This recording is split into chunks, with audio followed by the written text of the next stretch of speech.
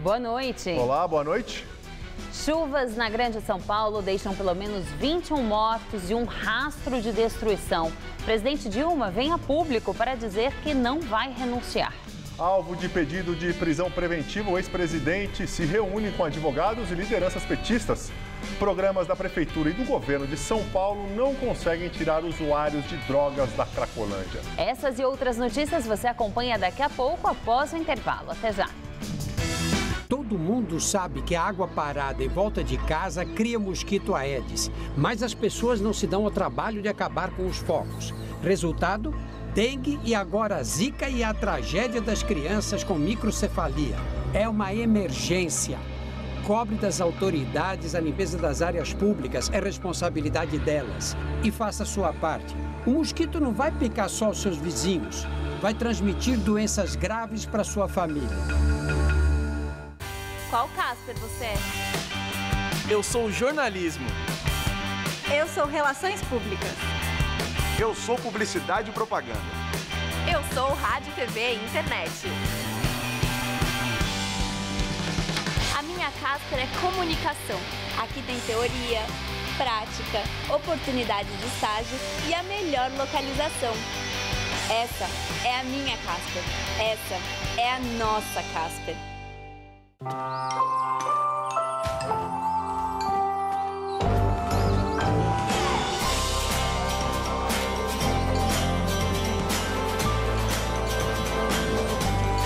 Filha, hora de dormir, tá? Histórias tão divertidas que seu filho não vai querer parar de ler. Coleção Folha, minha primeira biblioteca. O Corcunda de Notre Dame, Moby Dick e muitos outros em 28 clássicos para as crianças mergulharem no universo da leitura. Todo domingo nas bancas, um livro por R$ 18,90 cada. Na compra do primeiro, grátis o segundo.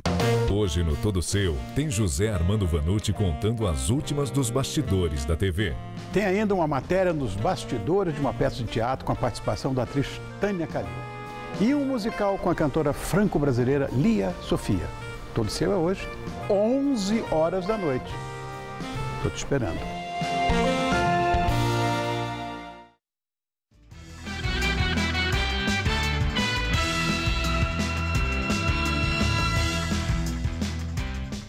Operação Lava Jato encontra cofre no Banco do Brasil com objetos que seriam presentes recebidos pelo ex-presidente Lula durante seus mandatos na presidência da República. A busca foi autorizada pelo juiz Sérgio Moro.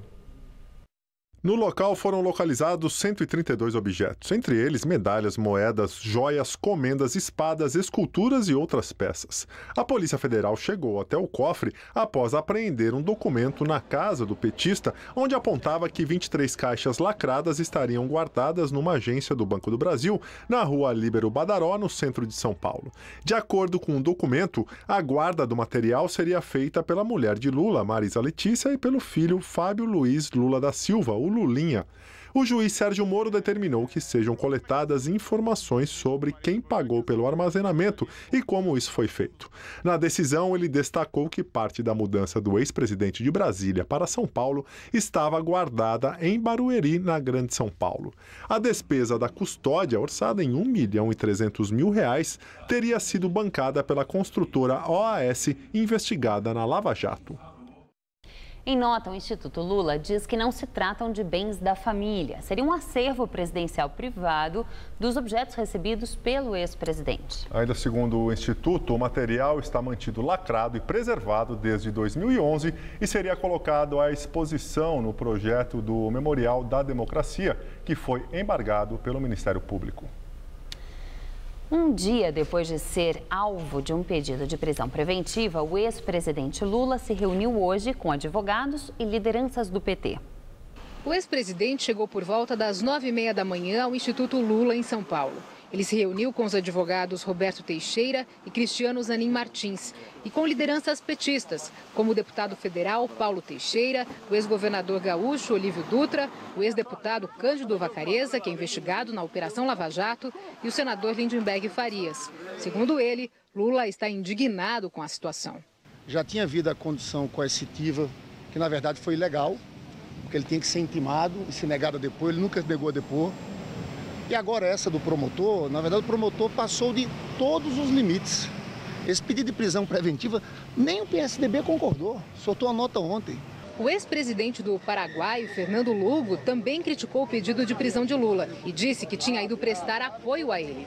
Eu venho visitar o amigo, ver como está, sentirlo, darle um abraço, força. Em Paraguai nunca ocorreria que um fiscal, por sospecha, pida a prisão. A decisão sobre o pedido de prisão do ex-presidente Lula só deve sair na semana que vem. Mas hoje, a direção do Tribunal de Justiça determinou o isolamento da área no Fórum da Barra Funda. Segundo o TJ, essa medida é para preservar a tranquilidade do trabalho da juíza Maria Priscila Veiga Oliveira, responsável por analisar a denúncia do Ministério Público contra o ex-presidente. Na denúncia apresentada à Justiça, os promotores pediram a prisão preventiva de Lula na investigação sobre o apartamento triplex em Guarujá. Suspeito de ser o real proprietário do imóvel, que está em nome da empreiteira OAS, o ex-presidente é acusado de lavagem de dinheiro e falsidade ideológica. Se condenado, pode receber pena de até 13 anos de prisão. A mulher de Lula, Marisa Letícia, e um dos filhos do casal, Fábio Luiz Lula da Silva, também são acusados de lavagem de dinheiro. Integrantes de movimentos sociais e sindicatos realizaram na Praça da Sé um protesto contra o pedido de prisão de Lula. A mobilização teve como mote "Não vai ter golpe" e "Lula eu defendo, Lula eu confio". Começou por volta das 11 horas da manhã e terminou à 1 da tarde. De acordo com os organizadores, havia 1.500 pessoas. Não só dia 18, mas dia 31 nós estaremos lá em Brasília, porque nós vamos dizer que somos contra o impeachment, somos contra o golpe. Pouco antes das 8 da noite, o ex-presidente deixou o prédio na zona sul da capital e voltou para o apartamento onde mora em São Bernardo do Campo. O pecuarista José Carlos Bonlai, preso na Operação Lava Jato, desistiu de chamar o ex-presidente Lula, amigo dele, como testemunha de defesa. Lula seria ouvido pelo juiz Sérgio Moro na segunda-feira. O ex-presidente preferiu enviar uma declaração por escrito afirmando que Bonlai é um homem de bem, honesto. Moro aceitou a desistência, mas também alertou que a declaração por escrito não poderá ser usada. E agora vamos ao comentário de política com José Neumann e Pinto. 7.000 famílias pobres foram prejudicadas pelo roubo na cooperativa dos bancários. Agora, os promotores de São Paulo tiveram a ousadia de pedir a prisão de Lula, envolvido na corrupção da Bancop, e o mundo desabou. Fernando Lugo, Mujica, até o Felipe Gonzalez me disse, ele disse a mim, eu sou muito amigo do Lula, mas sou mais do Fernando Henrique. A questão toda é a seguinte, os promotores não decidem nada, não são eles que prendem ninguém, o juiz é que vai decidir. O que eu quero dizer é que seja como for, se a peça deles é realmente muito ruim, eu não sei porque eu não entendo nada de direito, ainda assim esse documento, além de servir de um bom resumo, de um escândalo que ninguém nunca deu bola, nem a oposição, nem a imprensa, nem a justiça, nem o governo, ela pode ter realmente dois lados bons. A manchete do Estadão é que, de repente, essa prisão pode ter sustado a escolha de Lula para o Ministério. Eu não sei se é uma vantagem o Lula ir para o Ministério, isso é coisa para os juristas discutirem, mas a verdade é que é um assinto, uma chincalhe, o sujeito procurado pela Justiça com ordem de prisão assumir qualquer ministério, né? Além disso, se fala muito que a prisão pode anabolizar o número de pessoas na rua contra o governo. Isso nós vamos ver depois de amanhã. Eu volto aqui na terça-feira e a gente volta a conversar sobre esse assunto. Até! A Fundação Casper Libero e a TV Gazeta lançaram hoje a campanha Somos Todos Brasileiros. O objetivo é promover a paz em meio à crise política que tomou conta do país. A gente da TV Gazeta acredita que é possível praticar democracia sem deixar de respeitar todas as opiniões. Nosso país está passando por um momento delicado. Durante a programação, apresentadores estão abordando o tema vestidos de branco. A ação tem a proposta de transmitir a mensagem de que é possível praticar democracia respeitando o próximo. A campanha também está na internet e nas redes sociais da emissora e na Gazeta FM. É possível praticar a democracia respeitando o próximo.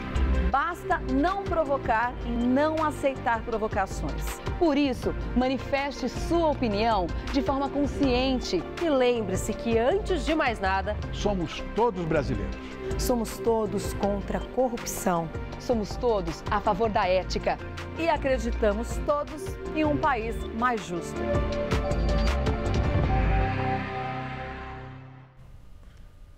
Em meio a esse turbilhão político, a presidente Dilma Rousseff veio a público dizer que não vai renunciar. Em entrevista coletiva no Palácio do Planalto, Dilma afirmou que essa possibilidade nunca foi cogitada.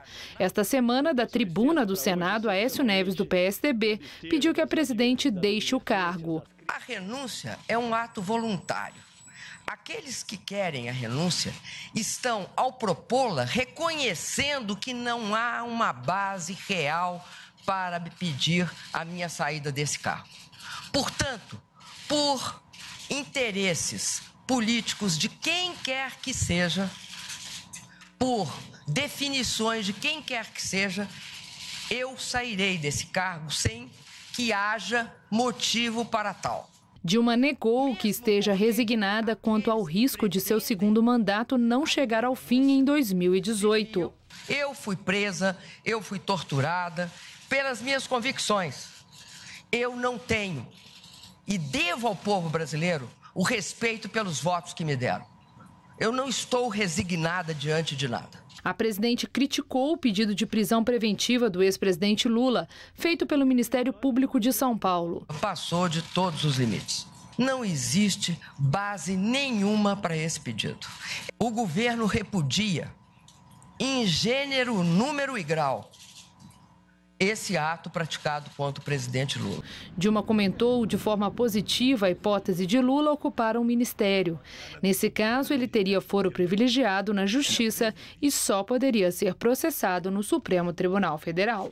Eu teria o maior orgulho de ter o presidente Lula no meu governo, porque o presidente Lula é uma pessoa com experiência, é uma pessoa com grande capacidade de formulação de políticas. Por isso, posso garantir a vocês que teria um grande orgulho de ter ele no meu governo.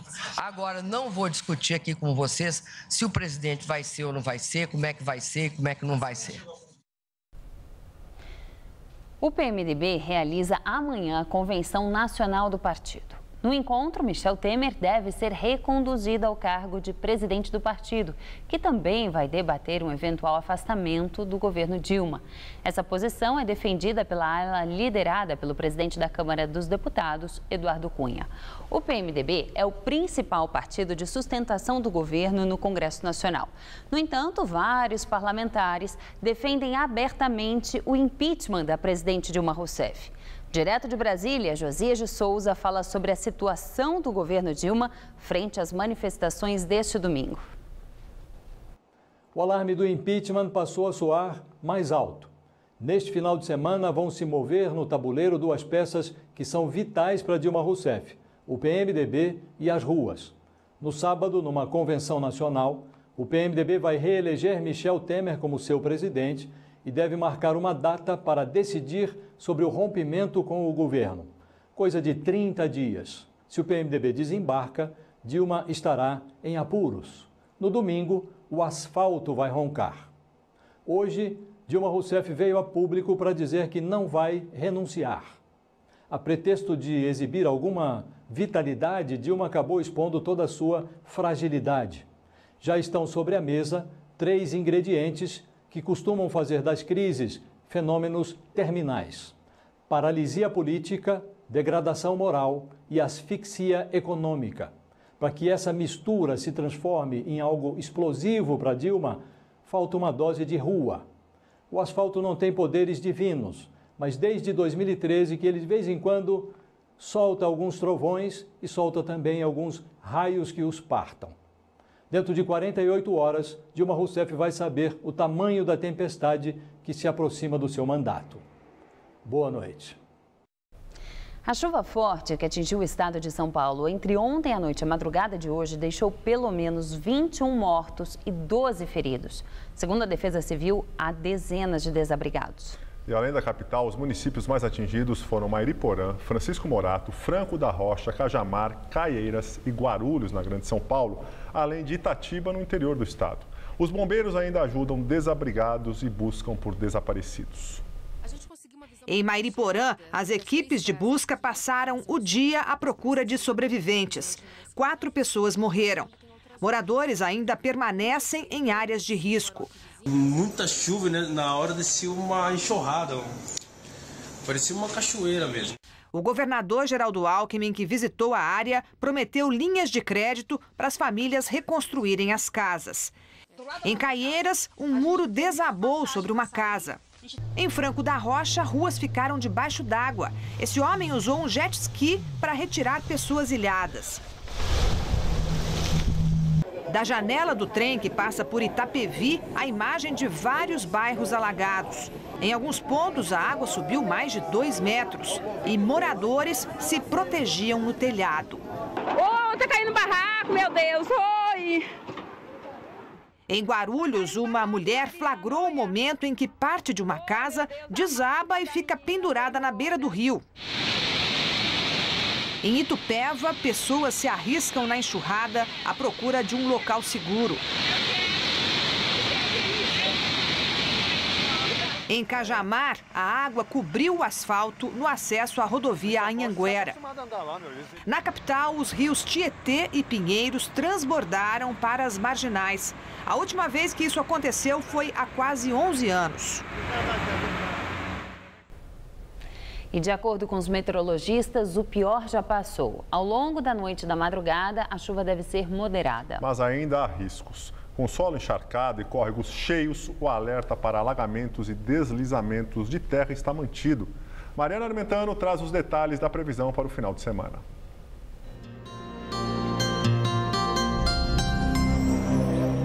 Não temos mais chances de chuvas fortes, mas o tempo ainda fica bem instável no leste do estado.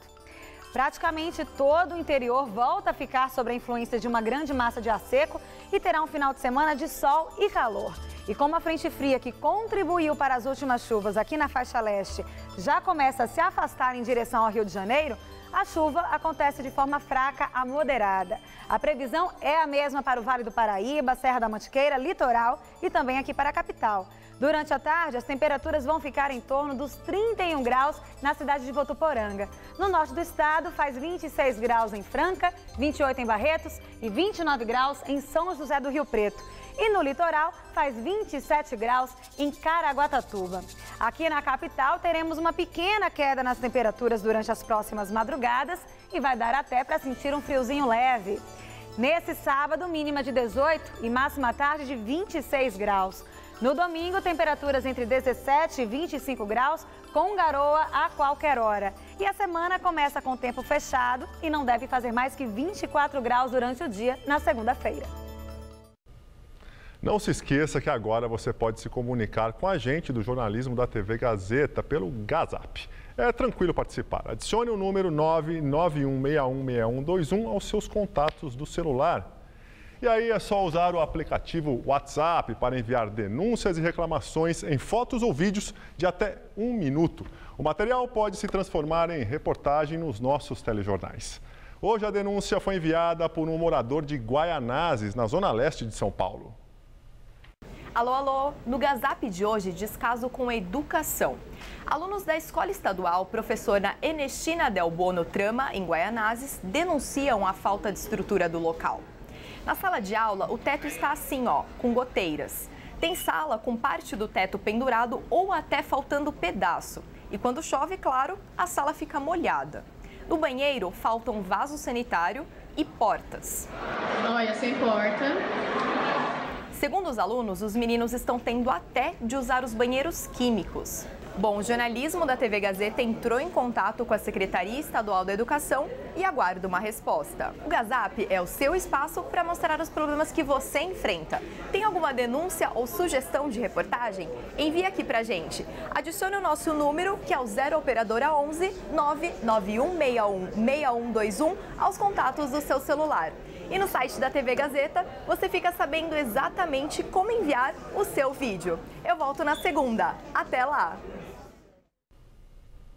Em nota, a Secretaria Estadual da Educação diz que a escola está em reforma. De acordo com a pasta, o valor da obra é de R$ 248 mil e inclui a adequação total da área dos sanitários de alunos e funcionários, além da recolocação de telhas, lixamento, pintura da estrutura e substituição das descidas de água pluviais da cobertura da quadra de esportes. Apesar dos programas da Prefeitura e do Governo do Estado, os usuários de droga continuam vivendo e frequentando a Cracolândia. Hoje, nossa equipe foi ao centro da cidade para conversar com moradores e comerciantes. Eles contam que traficantes e dependentes usam droga a céu aberto em plena luz do dia.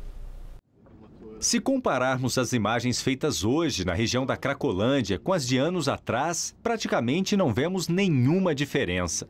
A Rua Helvécia e a Alameda Dino Bueno continuam cheias de usuários de drogas.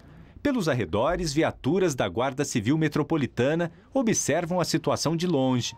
Alguns caminhões da Prefeitura também fazem a limpeza diária do local.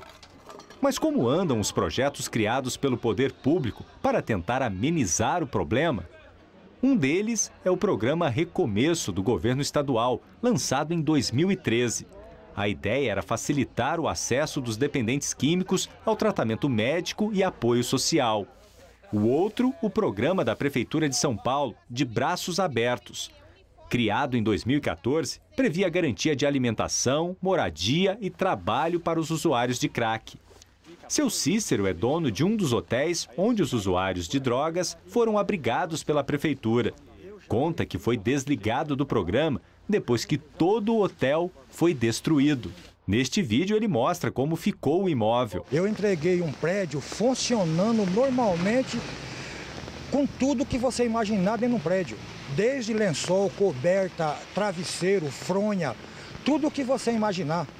Não deixaram nada, nenhuma porta ficou inteira. Apesar dos dois programas implantados, o da Prefeitura e o do Governo do Estado, para muitas pessoas que trabalham e vivem aqui na região, pouca coisa mudou. O medo e a insegurança ainda fazem parte da rotina. Tárcio vive na região da Cracolândia há mais de 30 anos. Chega do trabalho tarde da noite.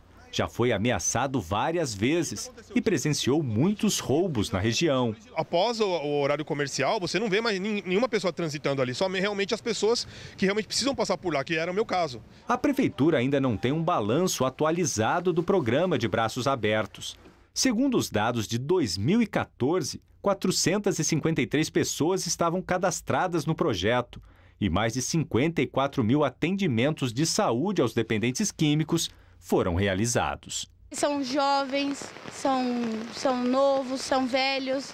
Assim, se a gente for sentar um pouquinho, tirar um minutinho do dia da gente conversar com eles, a gente ouve história que faz chorar. A produção do Jornal da Gazeta, edição das 10, entrou em contato com a Prefeitura de São Paulo para saber sobre a possibilidade de ressarcimento de prejuízos a hotéis cadastrados no programa de Braços Abertos. A Prefeitura não respondeu a esse questionamento, mas sobre o hotel citado na reportagem, diz que o estabelecimento foi advertido diversas vezes por procedimentos indevidos, como frequência de traficantes, e por essa razão foi desqualificado do programa. Voltamos a falar de política. A delação premiada que o senador Delcídio do Amaral, do PT, teria firmado com a Justiça vem atingindo figuras importantes, tanto do governo quanto da oposição. Na semana passada foi divulgado que o senador havia mencionado Dilma e Lula como beneficiados pelo esquema de corrupção na Petrobras. No início dessa semana, surgiram os nomes dos senadores Aécio Neves, do PSDB, e Renan Calheiros, do PMDB. Hoje, a Folha de São Paulo publicou que Delcídio teria citado também o vice-presidente da República, Michel Temer, do PMDB. Ex-líder do governo Delcídio do Amaral teria relatado que Temer seria o responsável pela indicação de Jorge Zelada para a diretoria internacional da Petrobras. Condenado na Operação Lava Jato a 12 anos de prisão, Zelada seria o elo do PMDB com um esquema de corrupção na estatal. Delcídio teria citado ainda que há ligação entre Temer e o lobista João Augusto Henriques, que chegou a ser cotado para substituir Nestor Cerveró antes de Zelada ser escolhido para a diretoria internacional da Petrobras. A indicação teria sido barrada pela presidente Dilma Rousseff. A delação de Delcídio promete agitar ainda mais Brasília. O acordo de delação de Delcídio deve ser homologado na semana que vem pelo ministro Teori Zavascki do Supremo Tribunal Federal. Dólar fecha em queda pelo 4º dia seguido e atinge o menor valor desde agosto do ano passado. Influenciada pelas incertezas políticas que o país atravessa, a moeda americana caiu em 8 das últimas 9 sessões. Hoje, o dólar fechou a R$ 3,59, uma queda de 1,38%. Só nas primeiras 2 semanas de março, o dólar já acumula queda de quase mais de 10%. Agora, vamos ao comentário de economia com Vinícius Torres Freire. Nesses dias de baixa forte do dólar, as pessoas que precisam comprar a moeda americana, que vão viajar ou que mesmo querem especular, perguntam se é hora de comprar. Vai cair mais? Vai subir? Se o comentarista de economia tivesse certeza de para onde vai o dólar, com certeza também estaria rico. Não é o caso. Mas o que se pode dizer sobre a taxa de câmbio nos próximos meses? No último pico, o dólar chegou a custar R$ 4,07, na metade de fevereiro. Desde então, caiu quase 12%, para R$ 3,59 hoje. Nos grandes bancos, ainda se espera que, no final do ano, o dólar chegue perto de R$ 4,30. Quer dizer, em tese, segundo essas previsões, o dólar vai voltar a subir. Mas o risco de haver montanha-russa até dezembro é grande. Pode haver mudanças na economia mundial, mesmo em 2 meses. O preço do dólar aqui caiu também por causa da possibilidade de queda da presidente Dilma Rousseff. Mas tudo isso é incerto, o valor do dólar. Logo, o que fazer? Se você precisa viajar ou gastar em dólar, é prudente aproveitar a onda de baixa, embora seja possível que a moeda americana fique mais barata ainda nos próximos 2 meses. Quanto a especular com dólar, isso é coisa de grandes profissionais endinheirados do mercado, que mesmo assim levam grandes tombos, pois taxa de câmbio é um negócio muito, muito arriscado. Boa noite. Japão lembra os 5 anos do terremoto e do tsunami que provocaram a tragédia de Fukushima. Os sinos foram tocados em Tóquio e em todo o país às 2h46, horário exato em que o terremoto atingiu o litoral do Japão. O país parou por 1 minuto em homenagem aos 16 mil mortos e desaparecidos. Na cerimônia oficial estavam o premier Shinzo Abe, o imperador Akihito, com a imperatriz Michiko e sobreviventes da tragédia. O tremor de magnitude 9 aconteceu numa sexta-feira, desencadeando ondas imensas num longo trecho do litoral. O tsunami danificou a usina nuclear de Fukushima, provocando vazamentos de radiação. Mais de 160 mil pessoas ficaram desalojadas depois do pior desastre nuclear desde Chernobyl em 1986. Estimativas oficiais indicam que 100 mil pessoas continuam impedidas de voltar para suas casas por causa do perigo de contaminação por radiação. E nós ficamos por aqui. Tchau, Gabriel. Tchau, tchau, Ju. Uma ótima noite para você. Um ótimo final de semana para vocês e vocês ficam agora com A Semana. Ronald Rios é o apresentador. Até segunda.